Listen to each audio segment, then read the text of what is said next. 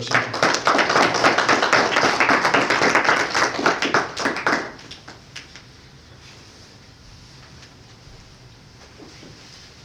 سب کا شکریہ اور آپ سب کو سلام. شکریہ اس کا کہ بڑا گرم جوشی سے استقبال کیا. تو ہم خدا کے کلام میں سے سیکھیں گے پہلا کرنتھیوں باب 3 اور اس کی 16 سے آخری آیت تک ہم پڑھیں گے. پہلا کرنتھیوں باب 3 آیت 16 سے آخر تک باب کے. اس طرح لکھا ہے، کیا تم نہیں جانتے کہ تم خدا کا مقدس ہو اور خدا کا روح تم میں بسا ہوا ہے؟ اگر کوئی خدا کے مقدس کو برباد کرے گا تو خدا اس کو برباد کرے گا، کیونکہ خدا کا مقدس پاک ہے اور وہ تم ہو. کوئی اپنے آپ کو فریب نہ دے. اگر کوئی تم میں اپنے آپ کو اس جہاں میں حکیم سمجھے تو بے وقوف بنے تاکہ حکیم ہو جائے، کیونکہ دنیا کی حکمت خدا کے نزدیک بے وقوفی ہے. چنانچہ لکھا ہے کہ وہ حکیموں کو انہی کی چلاکی میں پھنسا دیتا ہے. اور یہ بھی کہ خدا حکیموں کے خیالوں کو جانتا ہے کہ باطل ہے. پس آدمیوں پر کوئی فخر نہ کرے، کیونکہ سب چیزیں تمہاری ہیں، خواہ پالوس ہو خواہ اپلوس، خواہ کیفا، خواہ دنیا، خواہ زندگی، خواہ موت، خواہ حال کی چیزیں، خواہ استقبال کی، سب تمہاری ہیں اور تم مسیح کے ہو اور مسیح خدا کا ہے. جیسے آج پہلی آیت سے پڑھا ہے، کیا تم نہیں جانتے کہ تم خدا کا مقدس ہو اور خدا کا روح تم میں بسا ہوا ہے؟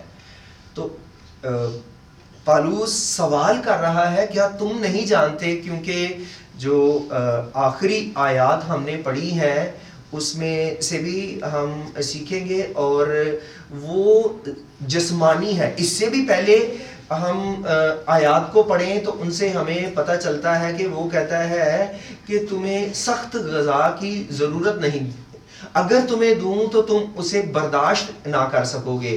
اور پالوس علم الہی کو بہت وضاحت کے ساتھ یا بڑی پیچیدگی کے ساتھ بھی بعض اوقات بیان کرتا ہے، وضاحت کے ساتھ نئے لوگوں کے لیے اور پیچیدگی کے ساتھ خاص باتوں کو وہ مشکل طریقے سے بھی بیان کر سکتا ہے اور کرتا ہے. اس لیے وہ کہتا ہے کہ تمہیں نرم غذا کی ضرورت ہے، کیونکہ تم میں جھگڑے اور حسد پایا جاتا ہے. اور وہ یہاں پر اسی لیے سوال کرتا ہے کہ کیا تم نہیں جانتے کہ تم خدا کا مقدس ہو. مقدس گھر، جیسے یہ ایک گھر ہے تو نئے عہد نامے میں جو ہیکل ہے، جو گھر ہے، وہ اس پہ زور دیا گیا ہے کہ ہم ہیں اور ہمارا دل ہے خدا کا گھر. کیا تم نہیں جانتے کہ تم خدا کا مقدس ہو؟ لوگ جو اس کے لوگ ہیں وہ ہیں خدا کا گھر، خدا کا مقدس. کیا تم نہیں جانتے کہ تم خدا کا مقدس ہو اور خدا کا روح تم میں بسا ہوا ہے؟ جب ہم یسوع کو قبول کر لیتے ہیں تو خدا کا پاک روح ہماری زندگی میں آ جاتا ہے، جس کا وعدہ کیا گیا تھا اعمال کی کتاب کے 2 باب میں. وہ جو 120 کی جماعت تھی انہیں مل جاتا ہے، رسولوں کو کہا تھا کہ ادھر ٹھہرنا، انہیں وہ مل جاتا ہے، وہ ہمیں مل جاتا ہے، وہ ہمارے دل میں اس گھر میں آ جاتا ہے. لیکن افسیوں کے خط میں لکھا ہے کہ وہ رنجیدہ بھی ہوتا ہے ہمارے بول چال کردار سے، جیسے وہ چند آیات اوپر کہہ رہا ہے کہ تم میں جھگڑے ہیں، حسد پایا جاتا ہے. اگر ایسی سوچ رکھتے ہیں تو پھر خدا کا روح ہماری زندگی سے الگ ہو جاتا ہے، اور اسی لیے وہ سوال کر رہا ہے، اسی لیے وہ یاد دلا رہا ہے، کیا تم نہیں جانتے کہ تم خدا کا مقدس ہو؟ اور آگے وہ کہہ رہا ہے، اگر کوئی خدا کے مقدس کو برباد کرے گا تو خدا اس کو برباد کر دے گا، کیونکہ خدا کا مقدس پاک ہے اور وہ تم ہو. اگر کوئی خدا کے مقدس کو برباد کرے گا تو خدا اس کو برباد کر دے گا. تو جیسے یہ مقدس، یہ دل ہم اگر خدا کو دیتے ہیں، تو عبرانیوں کے خط میں لکھا ہے کہ کچھ لوگ مسیح میں آتے ہیں، واقعی دل سے قبول کرتے ہیں، لیکن وہ برگشتہ ہو جاتے ہیں، وہ پھر پرانی انسانیت میں برے کاموں میں پڑ جاتے ہیں. یا کیسے کہہ لیں کہ ان میں جیسے بتایا حسد، جھگڑے، خون ریزی اور چوری، تفرقے پائے جاتے ہیں. اور مسیح یسوع نے بھی متی کی انجیل 14 باب میں کہا کہ مختلف طرح کی برائیاں ہیں جو دل میں پائی جاتی ہیں، ان سے وہ اگر ہوں تو ہم خدا کے مقدس کو برباد کرتے ہیں. اور مختلف طرح کے نشے ہیں، اگر وہ بھی ہم کریں تو بھی ٹھوکر کا باعث بھی بنتا ہے اور بد چلنی بھی اس سے ہوتی ہے. اگر ایسی ہماری زندگی ہے تو وہ پھر ہم خدا کے مقدس کو برباد کرتے ہیں. اور اگر ہم خدا کے مقدس کو، اس گھر کو برباد کرتے ہیں، تو دیکھیں جو برے کام کرتا ہے یا نشہ کرتا ہے تو وہ خود بھی برباد ہی ہو جاتا ہے. تو جیسے لکھا گیا ہے، اگر کوئی خدا کے مقدس کو برباد کرے گا تو میں اس کو برباد کر دوں گا، کیونکہ خدا کا مقدس پاک ہے اور وہ تم ہو. خدا پاکیزگی کا خدا ہے. استثنا 6 باب میں لکھا ہے، سنا اسرائیل، خداوند تمہارا خدا ایک ہی خدا ہے. اور وہیں پر یہ بھی لکھا ہے کہ خداوند ہمارا خدا پاک خدا ہے. اور یہ خدا کے پاک ہونے کا لفظ پرانے عہد نامے میں کئی بار آتا ہے، دہرایا گیا ہے. تو خدا پاک ہے، خدا پاکیزگی کو پسند کرتا ہے. اچھا، جتنی باتیں اب تک میں نے کہیں، یہ ہے روحانی طور پر جو گھر ہے جسے ہم عام گھروں کی طرح نہیں دیکھتے، تو یہ وہ گھر ہے کیونکہ وہ ہمارے دل زندگی میں آتا رہتا ہے اور رہنا چاہتا ہے. اور اگر ہم اس سے پہلے دیکھیں یا اب بھی اگر ہم دیکھتے ہیں تجربے سے، تو ہمیں پتہ چلتا ہے کیا کہ جیسے سلیمان بادشاہ نے پہلی سلاطین میں پڑھ رہا تھا، تو اس میں پہلی سلاطین اور اس کا جو ہے باب 8، تو اس میں لکھا ہے جب اس نے ہیکل کو مکمل کیا تو اس نے بہت بڑی قربانی گزرانی، ہزاروں کے حساب سے بیل اور لاکھ سے زیادہ اس نے بھیڑوں کو ذبح کیا. اتنی بڑی خوشی منائی. اور لفظ آتا ہے کہ انہوں نے جب خدا کے گھر کو مخصوص کیا، تو مخصوص چاہے لفظ نہ بھی لگائیں تو وہ بڑے ارادے سے، اس کے باپ نے اس کام کو شروع کیا تھا، لیکن خدا نے اسے منع کر دیا کہ تو میرا گھر نہیں بنائے گا، جو تیرے سلب سے ہوگا، تیرا بیٹا ہوگا وہ بنائے گا. تو وہ سلیمان نے بنایا. تو اس سے پہلے خیمہ اجتماع تھا، ہیکل جب بنی، پھر اس میں خدا کی حضوری رہتی پاک ترین مقام میں. اب وہی جیسے یہ اس طرح باقاعدہ گھر تو نہیں، اس میں رہائش بھی ہے، لیکن اس جگہ ہم عبادت بھی کیا کرتے تھے. اور بعض لوگ پہلے بھی آئے ہیں کہ جب بھی ہم شکر گزاری کریں تو اسی جگہ کرتے تھے. تو پھر اس جگہ کو باقاعدہ طور پر آج کے دن سے مخصوص کیا گیا ہے کہ ہم باقاعدہ طور پہ یہ اشتہار پر بھی کچھ انٹروڈیوس کروایا گیا ہے کہ آیت لکھی ہے، چرچ کا نام لکھا ہے، ایڈریس لکھا ہے، اور یہ کہ یہاں پر ہر اتوار کو عبادت ہوا کرے گی. اس کو ہم نے عبادت کے لیے مخصوص کیا ہے. تو آپ سے درخواست ہے کہ آپ آئیں اور روحانی برکت پائیں. تو جیسے ہم پرانے عہد نامے میں دیکھتے ہیں کہ ہیکل بنائیں گی، اس میں خدا کی حضوری، اور وہاں پر لوگ جاتے اور لاوی اسی کام کے لیے مقرر تھے کہ وہ کلام کو پڑھتے، اس کی تشریح کرتے، سناتے لوگوں کو.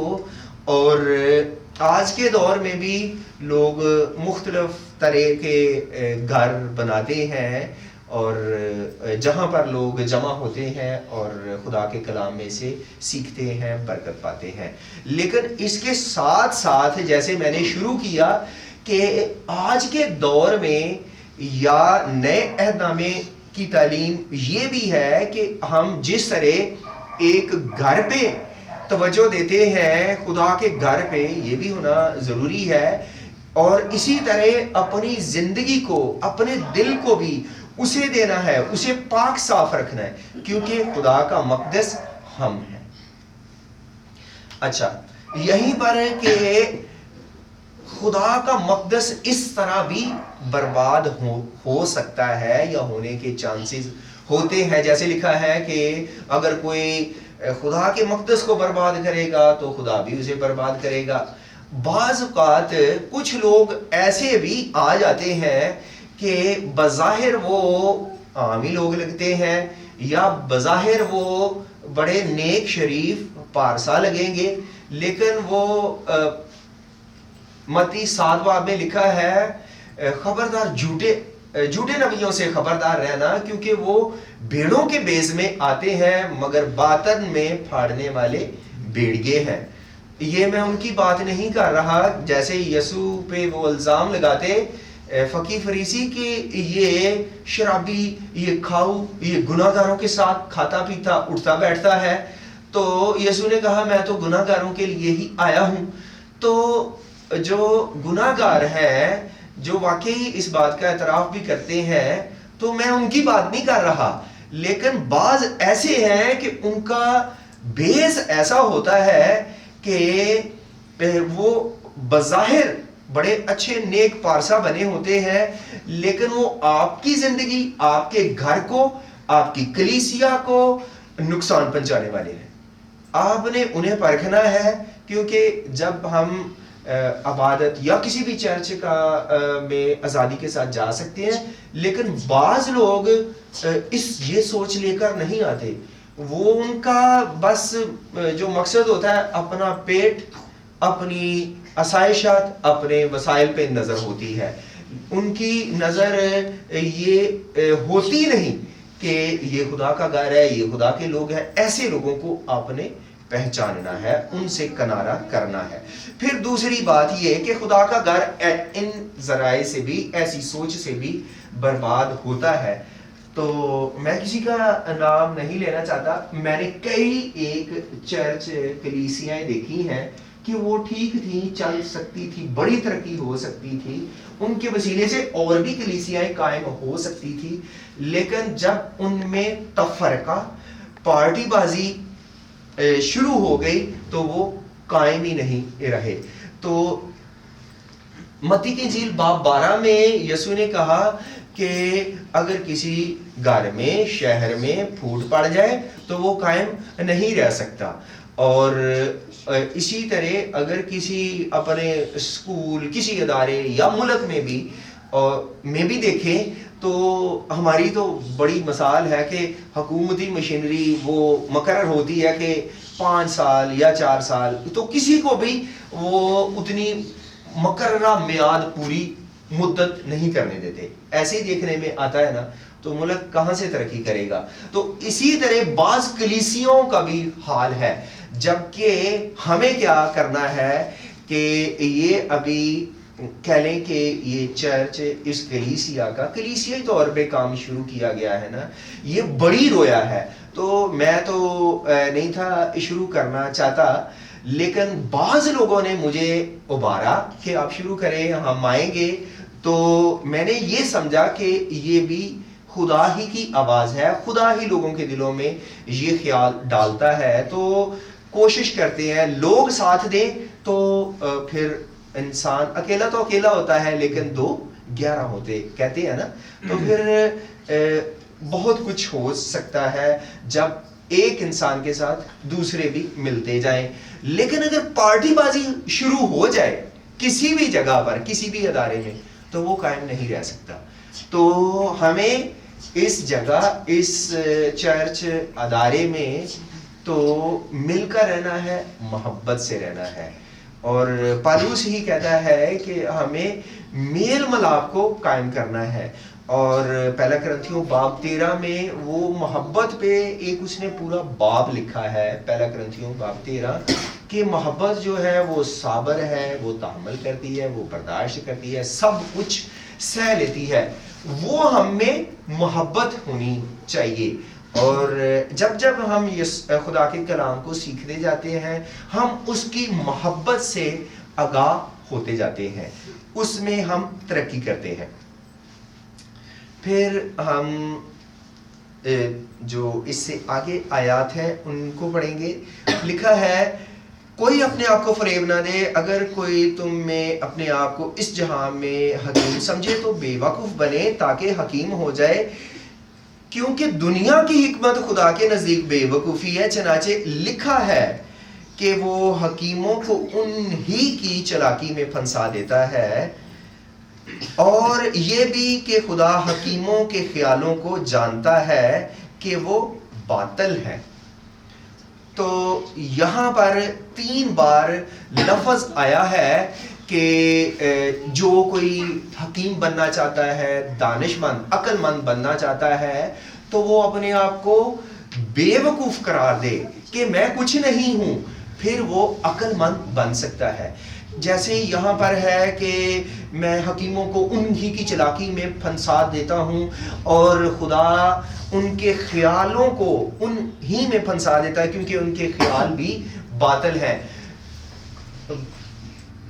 مثال میں دوں گا وکیلوں کی، اگر اتفاق ہو تو وہ اتنی خوابیں آپ کو دکھائیں گے، اتنے وہ پل باندھ دیتے ہیں باتوں میں، کیونکہ وہ آپس میں جب باتیں کرتے ہیں کہتے ہیں یہ ساڑھے کو گلہ ہی تو ہے نہیں، انہاں تو علاوہ ہے کہ ایسے سہانے خواب، یہ ہو جائے گا وہ ہو جائے گا، ہوتا کچھ بھی نہیں ہے، اور سب کچھ ادھر کا ادھر ہی رہتا ہے۔ بہت کوشش، بہت پیسہ لگانے کے بعد کچھ تبدیلی آتی ہے عدالتوں میں جا کے، نہیں تو صرف باتیں ہی ہوتی ہیں۔ تو وہ جھوٹے ہی دعوے کرتے ہیں، جیسے لکھا ہے نا کہ ان کے خیال جو بڑے بڑے دعوے کرتے ہیں وہ باطل ہیں۔ وہ حکمت کی اپنے آپ کو سمجھتا ہے، ہمارے پاس حکمت ہے، ہم حکمت کی باتیں کرتے ہیں، اور یہ بھی کہ بعض لوگوں نے ایسے ادارے کھولے ہیں کہ ہم لوگوں کی صلاح کرتے ہیں، کونسلنگ منسٹریز کھول رکھی ہیں، تو کسی قسم کا بھی مسئلہ ہو ہم آپ کو مشورہ دیں گے، صحیح مشورہ دیں گے۔ ہمارے پاس جیسے زیادہ عقل ہے وہ یہ سمجھتے ہیں۔ تو یہاں پر پالوس کہہ رہا ہے کہ وہ اپنے آپ کو بے وقوف سمجھے تاکہ وہ عقل مند ہو جائے۔ اور اس حوالے سے ایک آیت بھی ہے کہ لوکا باب 17 اور 10 آیت میں وہاں پر لکھا ہے کہ جب تم سب کچھ کر چکو جس کا خدا نے ہم سے وعدہ کیا ہے، تو پھر بھی کیا کہو کہ ہم نکمے نوکر ہیں۔ ہم کسی بات پر بھی فخر نہیں کر سکتے۔ جب آپ خدا کے کلام میں ترقی کرتے ہیں تو آپ اپنے آپ کو حقیر، چھوٹا سمجھتے ہیں۔ تو اگر کوئی خدا کا خادم یا صحیح ایماندار بندہ ہے تو وہ کس پہ فخر کرے گا؟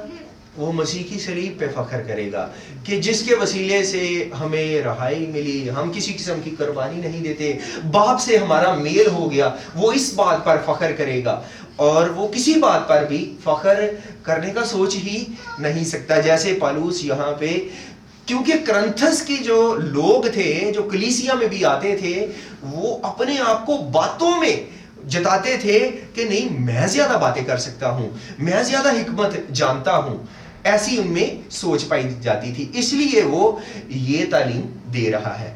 آگے وہ کہتا ہے پس آدمیوں پر کوئی فخر نہ کرے، کیونکہ سب چیزیں تمہاری ہیں، خواہ پالوس ہو، خواہ پلوس، خواہ کیفا، خواہ دنیا، خواہ زندگی، خواہ موت، خواہ حال کی چیزیں، خواہ استقبال کی، سب تمہاری ہے، اور تم مسیح کے ہو اور مسیح خدا کا ہے۔ کوئی آدمیوں پر فخر نہ کرے اور سب چیزیں تمہاری ہیں، کوئی آدمیوں پر فخر نہ کرے۔ پھر وہ بعد میں اپنا بھی ذکر کرتا ہے خواہ پلوس ہو، خواہ اپلوس ہو، خواہ کیفا یعنی پطرس ہو، اور اس سے پہلے بھی وہ کہتا ہے اسی باب میں کچھ لوگ یہ کہتے ہیں میں پالوس کا ہوں، میں اپلوس کا ہوں، میں کیفا کا ہوں، کیا مسیح بٹ گیا ہے؟ وہ یہ کہتا ہے بلکہ مسیح بٹا نہیں، وہ کہتا ہے کہ وہیں پر کہتا ہے ہم خدا کے ساتھ مل کر کام کرنے والے ہیں، اور وہ چاہے کوئی مبشر ہے، کوئی خدا کا خادم ہے، کوئی پاسبان ہے جن کا ذکر کیا گیا ہے، تو یہ کلیسیا کے لیے لوگ ہیں، یہ سب تمہارے لیے ہے۔ اور پھر آگے یہ کہ خواہ دنیا، خواہ موت، خواہ زندگی، خواہ حال کی چیزیں، خواہ استقبال کی، جو ہم ایمان سے دیکھتے ہیں، کہ جیسے یوحنا باب 14 میں یسوع نے کہا کہ میں جاتا ہوں تاکہ تمہارے لیے جگہ تیار کروں، پھر آ کر تمہیں بھی اپنے ساتھ لے لوں گا، جہاں میں ہوں تم بھی ہو۔ جن چیزوں پر ہم ایمان سے ایمان رکھتے ہیں، انہیں دیکھتے ہیں، ہم امید رکھتے ہیں اس میراث پر، جیسے متی 26 باب میں ہے کہ وہ ہمیں میراث دی جائے گی جو اس میں زندگی بسر کرتے ہیں ایمانداروں کو، وہ استقبال کی چیزیں ہیں، وہ سب خواہ زندگی، خواہ موت، ہر بات میں وہ ہمارے ساتھ رہتا ہے، اس دنیا میں بھی ہوتے ہوئے بھی، کیونکہ امثال کی کتاب میں لکھا ہے کہ صادق جب گرتا ہے تو خدا اسے اٹھا کھڑا کرتا ہے، لیکن جو شریر ہے وہ جب گرتا ہے تو وہ گرا ہی رہتا ہے۔ تو چاہے ہم پالوس کہتا ہے کہ چاہے میں مروں یا جیوں، یہ سب کچھ مسیح کے لیے ہو، اس لیے خواہ موت، خواہ زندگی، خواہ حال کی چیزیں، تو ہمیں کوئی بھی چیز مسیح کی محبت سے جدا نہیں کر سکتی، اور سب تمہاری ہیں اور تم مسیح کے ہو اور مسیح خدا کا ہے۔ اور آخر میں پھر کہ ہمیں جو کچھ دکھائی دیتا ہے وہ سب تمہارے لیے ہے، اس کے لوگوں کے لیے ہے۔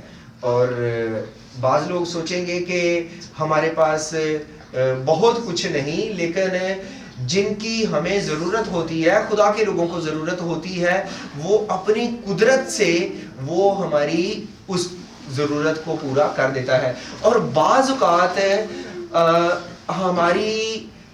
ہم سمجھتے ہیں وہ خدا کو نہیں مانتے، ان کے پاس بہت کچھ ہے، اور تو کیا پتا ان کے پاس ہمیشہ کی زندگی بھی ہے یا نہیں ہے، لیکن ہمیں اس پر فخر کرنا ہے کہ ہمارے پاس وہ سب کچھ جو ہمیں دکھائی بھی نہیں دیتا، جنہیں ہم ایمان سے سمجھتے قبول کرتے ہیں، وہ تو ہمارے پاس ہے، کیونکہ ہمارے پاس مسیح ہے، اور ہم مسیح کے ہیں اور مسیح خدا کا ہے، اور ہم بھی خدا کے ہو جاتے ہیں مسیح یسوع پر ایمان لانے کے وسیلے سے۔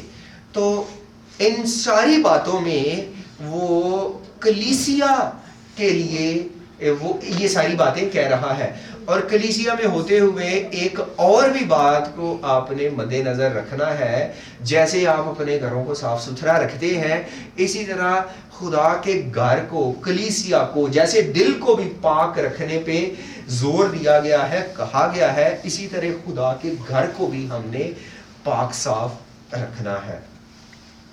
اور استثناء باب 23 میں ہے، استثناء باب 23 اور اس کی آیت 14 میں، کہ خداوند تمہارا خدا تمہارے خیموں میں پھرتا ہے، لیکن اگر وہاں پر نجاست ہو تو وہ پھر جائے گا، واپس چلا جائے گا۔ تو ہمیں جیسے اس دور میں استثناء کی کتاب میں تو وہ خیموں میں ہی رہتے تھے، بیابان میں رہتے تھے، تو خدا ان کے ساتھ رہتا تھا، لیکن خدا نے موسیٰ کو کہا کہ تو نے کیا ہے کہ تم اپنے خیموں کو وہ صاف رکھا کریں، کیونکہ خدا آتا ہے، خدا اپنے لوگوں کے ساتھ رہتا تھا، ان کی ہدایت کرتا تھا کہ اب یہیں پہ تم خیمے لگا لو، یہیں سے تم چلنا شروع کر دو، تو وہ صاف ستھرے رکھ دے۔ اسی طرح ہمیں اس گھر کو بھی، اپنے گھروں کو بھی صاف رکھنا ہے۔ پھر کیونکہ ایک محاورہ بھی ہے نا، صفائی نصف ایمان ہے، تو آدھے ایمان کے برابر صفائی ہے. ہمیں صاف ستھرے ہو کر خدا کے گھر میں آنا ہے, صاف ستھرے ہو کر, اور باطن دل کی بھی صفائی کے ساتھ آنا ہے, تو خدا ہمیں ضرور برکت دے گا. خدا کرے کہ آپ اسی طرح ہر اتوار کو 3:30 بجے آیا کریں, اور ہم مل بیٹھ کر دعا کیا کریں گے اور خدا کے کلام سے برکت پائیں گے. خدا ہمیں اس کلام سے بڑی برکت دے. آمین.